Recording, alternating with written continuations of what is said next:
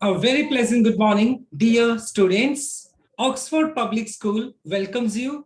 My name is Anil and I am your English mentor. And today I'm just going to teach you poem number 6, and the poem name is Amanda. This particular poem is written by Robin Klein. So let us start this particular poem without any further delay. So before we proceed, let us understand the central idea of this particular poem. Robin Klein जो कि इस particular पॉम के poet हैं has expressed, उन्होंने इस बात को express किया है the views of a little girl कि एक जो छोटी लड़की है जिसका नाम अमेंडा है उसके क्या व्यूज हैं उसके बारे में बताया है। अमेंडा हु इज कॉन्स्टेंटली मतलब लगातार पॉइंटेड आउट, उसको बार बार पॉइंट आउट किया जा रहा है bye her mother for making mistake. तो उसकी जो मदर है वो बार बार अमेंडा नाम की एक लड़की है, उसको बार बार वो अमेंडा मिस्टेक कर रही है और उसकी मदर बार बार उसको क्या कर रही है, पॉइंट आउट कर रही है, उसकी मिस्टेक उसको बता रही है। Mistake which she considers, mistakes which she considers मतलब वो मिस्टेक्स जो अक्सर वो समझती है, कंसीडर करती है। So as they are not the part of the code of good conduct laid out the society in which we live. और उसकी मदर का मानना है, उसकी मदर ये सोचती है कि जो मिस्टेक अमेंडा कर रही है वो mistake good code of conduct के अंदर नहीं आती, अच्छे मैनर्स के अंदर उसको नहीं माना जाता है जो मिस्टेक अमेंडा कर रही है। और सोसाइटी, जिस सोसाइटी के अंदर हम रह रहे हैं, इस तरह की मिस्टेक्स को एक्सेप्ट नहीं किया जाता है। और जब कभी भी अमेंडा कोई मिस्टेक करती है तो उसकी मदर क्या करती है, उसकी मदर बार बार में उसको टॉक देती है, Amanda don't do this, Amanda don't do this. तो अमेंडा भी काफी मतलब इस बात से बहुत ज्यादा परेशान हो जाती है कि उसकी मदर कॉन्स्टेंटली उसको पॉइंट आउट कर रही है, उसको नेक कर रही है, उसको बार बार पॉइंट आउट कर रही है उसकी मिस्टेक्स के लिए। तो इसी वजह से अमेंडा को थोड़ा बहुत नेगेटिव फीलिंग आ जाता है उसके दिल में। ओके तो उसी के बारे में ये पर्टिकुलर पॉम है। So let us understand. चलो स्टेंजा वाइज स्टार्ट करते हैं। फर्स्ट स्टेंजा को देखते हैं सबसे पहले हम। Don't bite your nails Amanda. तो यहाँ पर बोलती है अमेंडा की मदर कि don't bite your nails Amanda, don't hunch. Hunch का जो मीनिंग होता है बैंड करना। Shoulders Amanda, stop that slouching. Slouching का मतलब होता है सिटिंग इन अ लेजी वे, मतलब जिस तरीके सुस्त तरीके से बैठना। And sit up straight Amanda.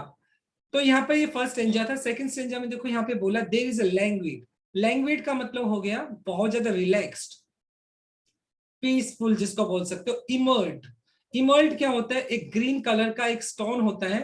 Okay एक प्रीसियस स्टोन होता है ग्रीन कलर का। वेयर द सोल, सोल का मतलब होता है सिंगल। इनहैबिटेंट का मतलब होता है रेजिडेंट, निवासी जिसको बोल सकते हैं।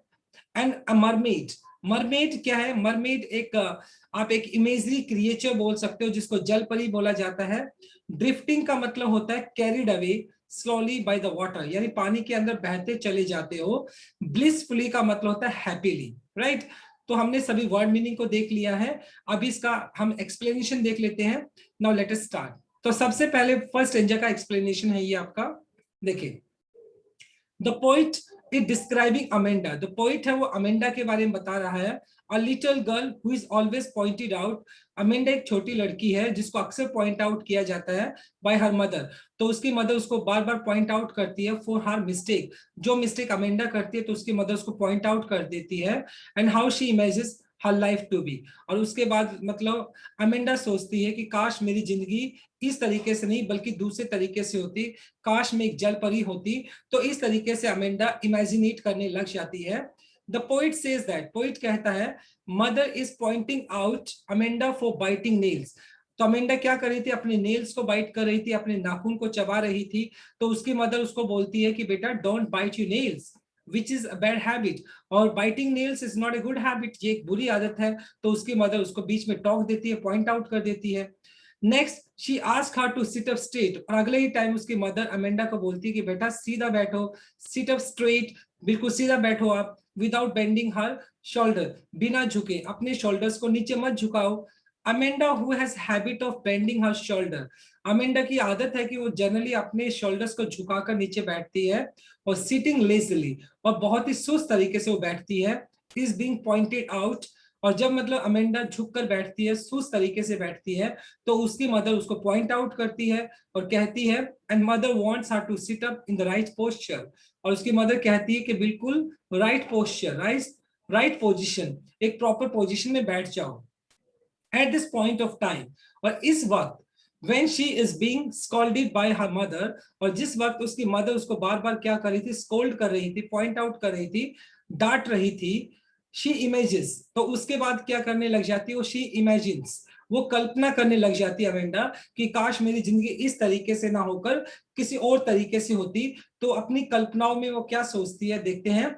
herself to be in a deep green sea, और वो क्या सोचती है, काश मैं एक गहरे हरे रंग के एक समुद्र में होती। She says that she wants to be only resident, और वो इस समुद्र के अंदर सिर्फ अकेली एक निवासी होती, अकेली एक रेजिडेंट होती, उसको कोई वहां पर डिस्टर्ब करने वाला नहीं होता ऑफ दिस ब्यूटीफुल ग्रीन सी। और जो ग्रीन कलर का जो समुद्र है उसमें वो सिर्फ अकेली निवासी होती है और उसको कोई डिस्टर्ब करने वाला वहां पर नहीं होता।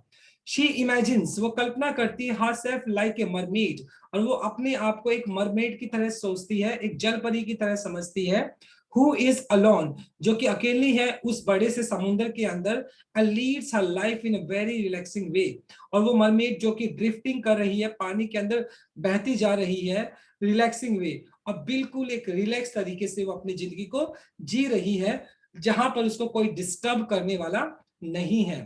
She says that she wants to be carried away, और वो कहती है कि वो बहना चाहती है by the current। करंट का मतलब कह सकते हो फ्लो ऑफ वाटर, पानी की जो लहरें हैं, वेव्स ऑफ वाटर है, वो उनमें बहना चाहती है and feel the relaxing environment there, और वो मतलब पानी में बहता हुआ जाना चाहती है और एक रिलैक्स इन्वायरमेंट को महसूस करना चाहती है। तो कहीं ना कहीं मतलब इस सेंटेंस से हमें इस बात का पता चला कि जो अमेंडा की मदर है उसको बार बार पॉइंट आउट कर रही है, तो ये बात अमेंडा को कहीं ना कहीं फ्रस्ट्रेट कर रही है। तो जिसकी वजह से अमेंडा क्या इमेजिन करती है कि काश वो एक मरमेड होती, काश वो एक जल परी होती और वो पानी के अंदर बहती चली जाती और उसको कोई पॉइंट आउट करने वाला नहीं होता और वो अपनी जिंदगी को रिलैक्स तरीके से जी पाती।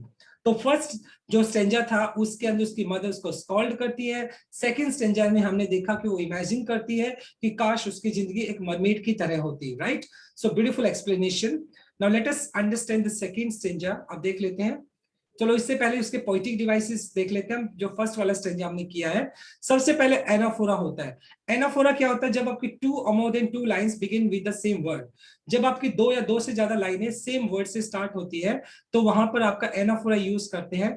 तो आपने देखा दोनों लाइनें आपकी डोंट से स्टार्ट हो रही है, डोंट बाइट, डोंट हंच, तो यहाँ पर डोंट से स्टार्ट हो रही है, तो ये आपका एनाफोरा हो गया आपका।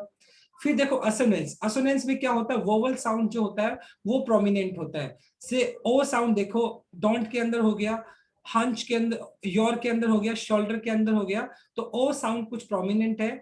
जब आपका वोवल साउंड प्रोमिनेंट होता है तो उसको आप असोनेंस बोलते हैं। राइमिंग स्कीम की अगर मैं बात करूं फर्स्ट स्टेंजा की, तो आपकी राइमिंग स्कीम रहेगी ए ए बी ए सी सी सी।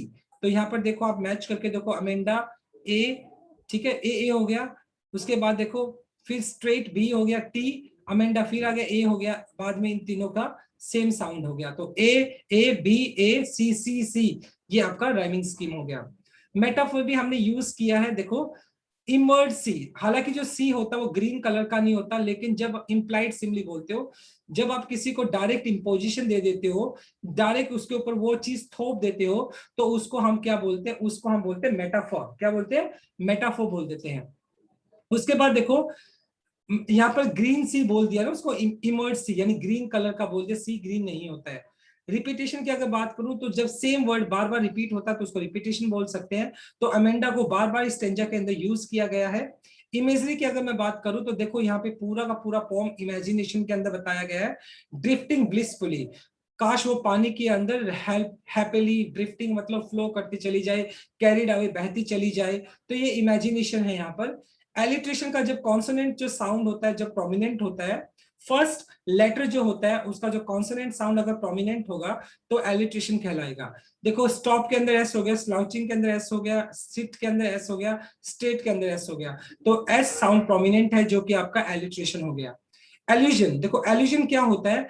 एल्यूजन एक ऐसा पोइटिक डिवाइस है जो जिसमें आप कोई भी हिस्टोरिकल फिगर या हिस्टोरिकल प्लेस या हिस्टोरिकल कोई भी पर्सनालिटी को आप उठा लेते हो और उसका जिक्र पॉम में करते हैं, तो उसको आप बोलते हैं एल्यूजन।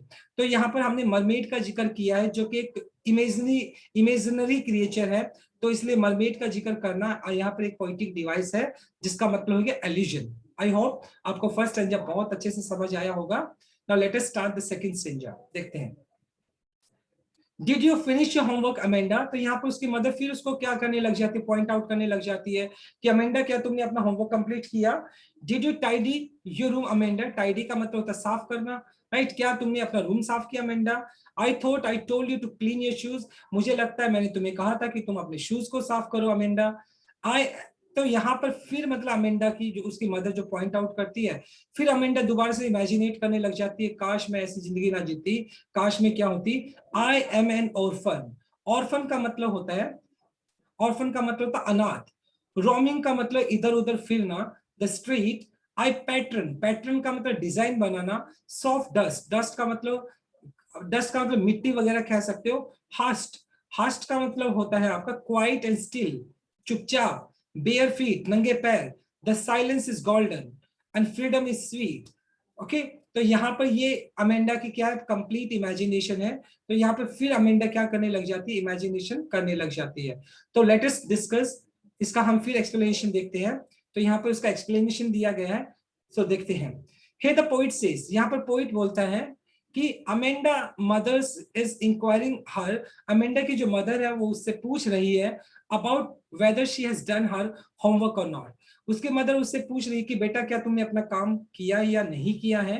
And then she ask her whether she has cleaned her room और नॉट। उसके बाद उसकी मदर फिर अमेंडा से पूछती है कि मैंने तुमसे कहा था कि तुम अपना रूम साफ कर लो, क्या तुमने अपना रूम साफ किया या नहीं किया।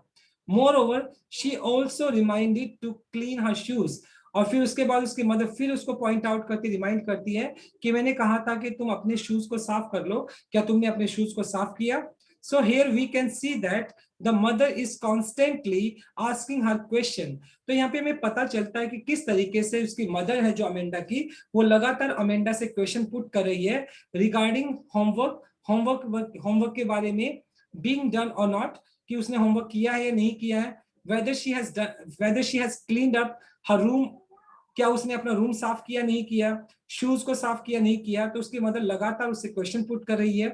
But on the other hand, लेकिन दूसरी तरफ, while Amanda is listening to her mother, जब अमेंडा अपनी मदर को सुन रही होती है, किसकी इंस्ट्रक्शंस को, जो उसकी मदर उसको आदेश दे रही होती है, शी इमेजिन्स, अमेंडा दोबारा से कल्पना करने लग जाती है herself to be an orphan, और वो सोचती है काश मैं अनाथ होती।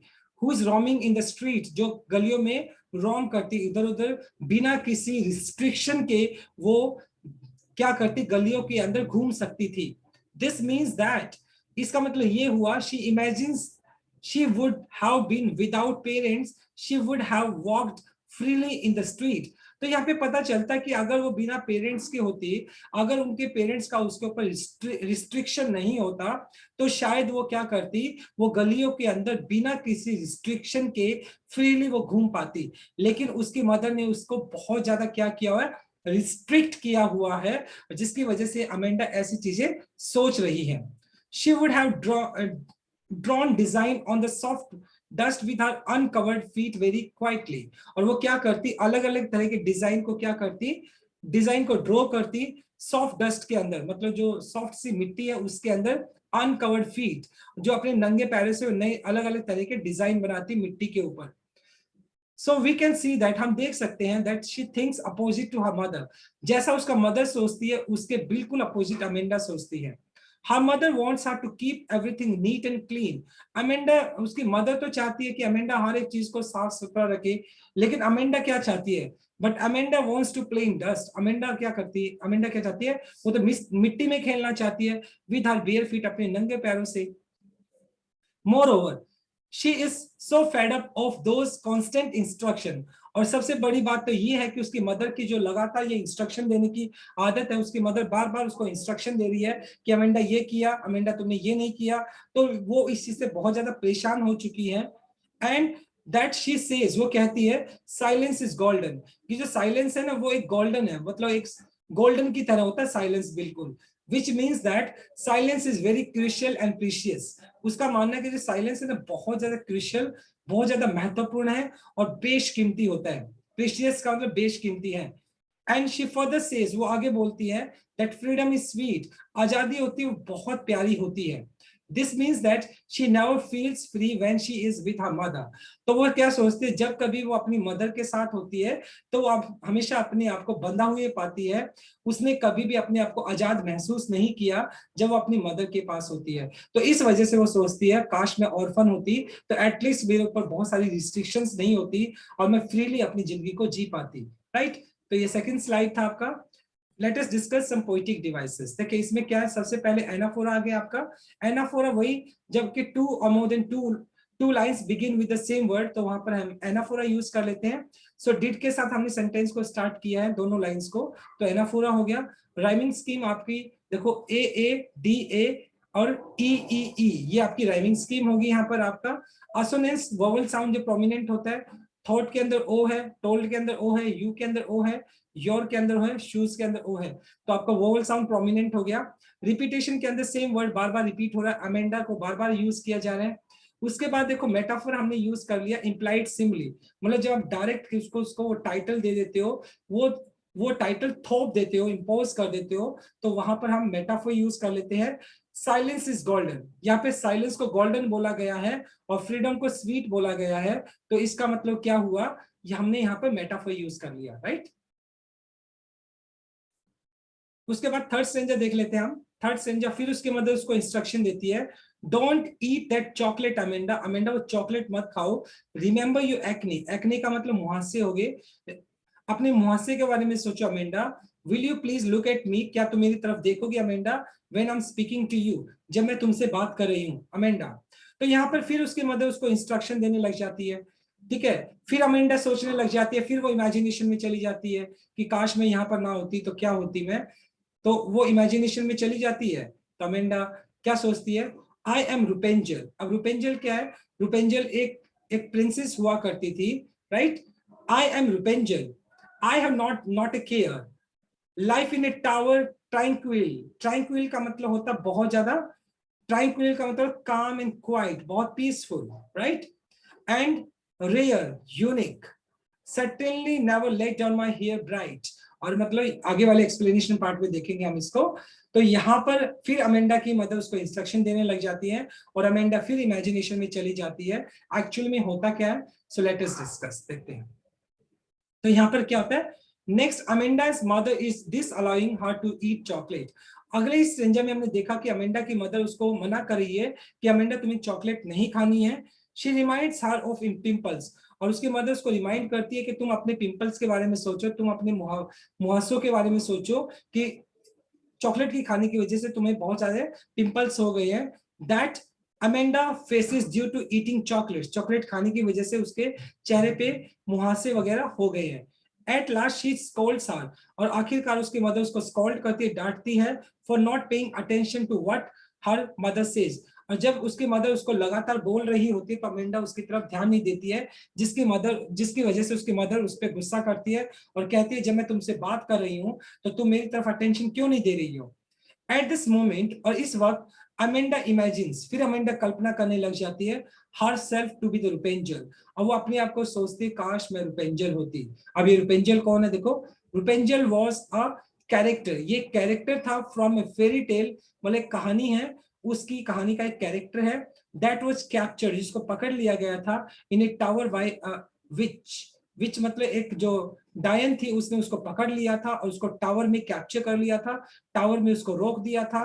The witch used to climb the tower, और जब कभी उस चुड़ैल को मतलब उस टावर पे चढ़ना होता था with the help of long hair of Rapunzel, तो रुपेंजल के लंबे बाल थे तो उन लंबे बालों को वो क्या करती थी, रोप की तरह यूज करके टावर टावर पे चढ़ जाती थी। And that were let down by her through the window, और जनरली जो रुपेंजल होती थी वो विंडो से अपने बाल को नीचे गिरा देती थी, और विच क्या होती थी वो उससे ऊपर चढ़ जाती थी उन बालों से। So the Amanda wants to be Rapunzel, Amanda सोचती काश मैं रुपेंजल होती, because she feels that life in the tower will be peaceful and unusual. और वो सोचती काश मैं टावर के अंदर होती रुपेंजल की तरह, तो मेरी जिंदगी भी बहुत पीसफुल होती और बहुत ही यूनिक होती, रेयर होती, अलग से होती। शी थिंक्स, उसका मानना है अमेंडा का, शी विल बी फ्री, कि वो आजाद होती, and live in a peaceful environment in the tower, और बिना किसी रिस्ट्रिक्शन के वो उस टावर के अंदर अपनी जिंदगी को पीसफुल तरीके से जी पाती। She also confirms at the same time, Amanda इस बात को कंफर्म करती है that she will never let down her hair, लेकिन वो कभी अपने बालों को नीचे नहीं गिराती, anyone so that nobody could come to her in the tower, जिससे कि कोई भी मतलब टावर के अंदर ना आए और उसको डिस्टर्ब करे। तो यहाँ पर भी उसने अपना इमेजिनेशन किया है, काश वो रुपेंजल की तरह अपनी जिंदगी को अकेले उस टावर के अंदर जी पाती। तो अब वो अपनी मदर से बहुत ज्यादा परेशान हो गई है, क्योंकि उसकी मदर उसको बार बार क्या करी, इंस्ट्रक्शन दे रही है, जिसकी वजह से अमेंडा को बहुत ज्यादा बुरा फील होता है, राइट। चलो इसके कुछ लिटरेरी डिवाइसेस की बात करते हैं। एलिजन, देखो एलिजन क्या होता है, जब आप किसी भी हिस्टोरिकल फिगर का या पर्सनैलिटी का, कैरेक्टर का जब आप जिक्र करते हो, तो वहां पर आप एलिजन यूज करते हैं। तो यहाँ पर हमने रुपेंजल का यूज किया, तो यहाँ पर एलिजन हमने यूज कर लिया। उसके बाद देखो राइमिंग स्कीम की अगर मैं बात करूं, तो AAFAGGG, तो ये हमारा राइमिंग स्कीम हो गया।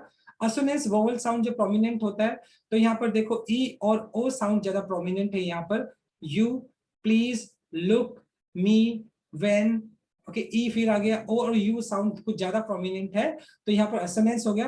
कॉन्सोनेंट्स में क्या होता है, कॉन्सोनेंट साउंड प्रोमिनेंट होता है, तो देखो यहाँ पर आपका आर साउंड कुछ ज्यादा प्रोमिनेंट है, रुपेंजल में आ गया, ठीक है। और फिर यहाँ पर केयर के अंदर आ गया, तो यहाँ पर क्या हो गया, ब्राइट के अंदर आर आ गया, हेयर के अंदर आर आ गया, तो यहाँ पे कॉन्सोनेंट साउंड आपने यूज किया है। रिपीटेशन का मतलब जो वर्ड बार बार यूज हुआ, तो अमेंडा वर्ड को बार बार यूज किया जा रहा है, तो यहाँ पे हमने रिपीटेशन भी यूज कर लिया, राइट।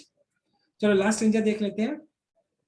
अब यहाँ पे फिर उसकी मदर दोबारा से उसको क्या करने लग जाती है, फिर दोबारा से उसकी मदर उसको इंस्ट्रक्शन देने लग जाती है, stop that sulking at once. Sulking का मतलब मुंह एटना, यानी be in a bad mood, मतलब नाराज होके बैठना या मुंह एट लेना, गुस्से में हो जाना।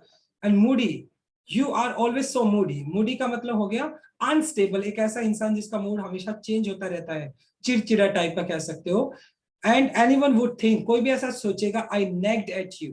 नेग्ड का मतलब हो गया हार्श करना, किसी को एक्सप्लॉइट करना, ओके, किसी को तंग करना, राइट। तो कोई भी ये सोचेगा कि मैं तुम्हें बहुत ज्यादा परेशान कर रही हूँ।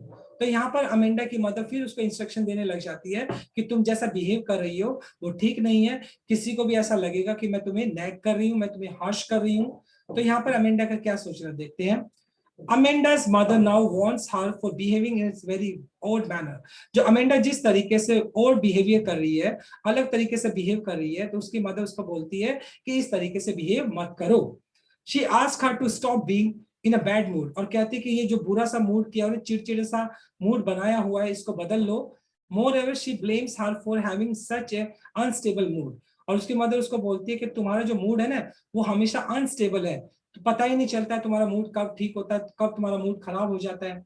शी ऑल्सो स्कॉल्ड्स, वो अमेंडा को स्कॉल्ड भी करती है by saying that her behaviour will be one day make people think that. और उसकी मदर कहती है कि तुम्हारा जो बिहेवियर है ना एक दिन मतलब लोगों को ऐसा लगेगा, क्या लगेगा, that Amanda was constantly being harsh bye her mother. तो उसकी मतलब लोगों को ऐसा लगेगा शायद जो अमेंडा की मदर है वो क्या कर रही है, अमेंडा को बहुत ज्यादा हार्श कर रही है, एक्सप्लॉइट कर रही है। जिस तरीके से तुम अपना बिहेवियर का रिएक्शन देती हो, तो लोगों को ऐसा लगेगा शायद मैं तुम्हें बहुत ज्यादा एक्सप्लॉइट करती हूँ। So here we can say that, यहाँ से हमें इस बात का पता चलता है Amanda is always pointed out by her mother. हमें पता चलता है कि अमेंडा की मदर बार बार उसको पॉइंट आउट करती है हर एक चीज के लिए, ऑन एवरी स्मॉल थिंग, हर एक छोटी बात के लिए उसकी मदर उसको क्या करती है, उसको स्कॉल्ड करती है, उसको बार बार पॉइंट आउट करती है, but she can't react to this. लेकिन वो अमेंडा है, वो उसके लिए रिएक्ट भी नहीं कर सकती है। And if she reacts towards by getting emotional, her mother takes that against her sense of pride and scold हर।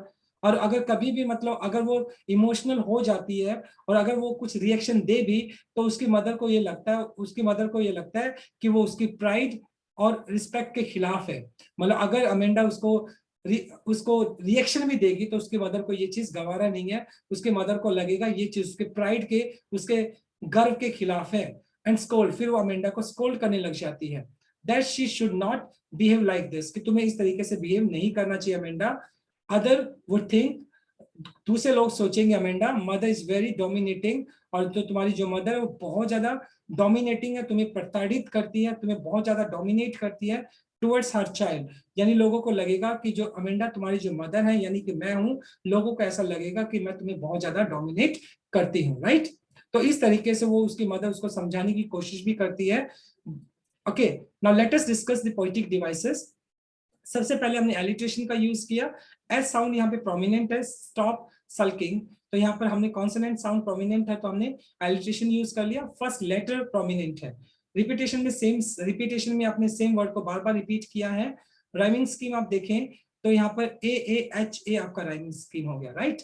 तो ये आपका राइमिंग स्कीम हो गया। Now let me just define this particular point. हालांकि अगर मैं अमेंडा के पॉइंट ऑफ व्यू से सोचूं तो उसकी मदर उसको काफी डोमिनेट कर रही है, but at the same time अगर मैं बात करता हूँ उस मदर के पॉइंट ऑफ व्यू से, तो उसकी मदर उसको बार बार इंस्ट्रक्शन देती है to improve herself, and that is the duty of the parents, और ये पेरेंट्स की ड्यूटी भी होती है, but it should not be taken to otherwise. लेकिन इसका मतलब ये नहीं है कि you start dominating your children, कि आप अपने बच्चों को डोमिनेट करने लग जाओ। They should be given enough space to live their life, at least उनको इतना स्पेस तो जरूर मिलना चाहिए कि जिससे वो अपनी जिंदगी को जी सके, right. So as far as I do understand, उसकी मदर उसको जो इंस्ट्रक्शन दे रही है as a parent, that is good, वो ठीक है, but dominating her child and do not let her do anything, that is not good. So she should be given enough space to live her life in her own way. तो उसको उतना space जरूर मिलना चाहिए जिससे कि वो अपनी जिंदगी को अच्छे से जी सके, and this is my point of view, right? So my dear student, this is all about from my side. I truly believe you have understood this form. Thanks for watching this video. Please do like, share, comment and subscribe to my channel. So tomorrow I'll continue with another chapter. Till then, bye bye, take care and have a nice day.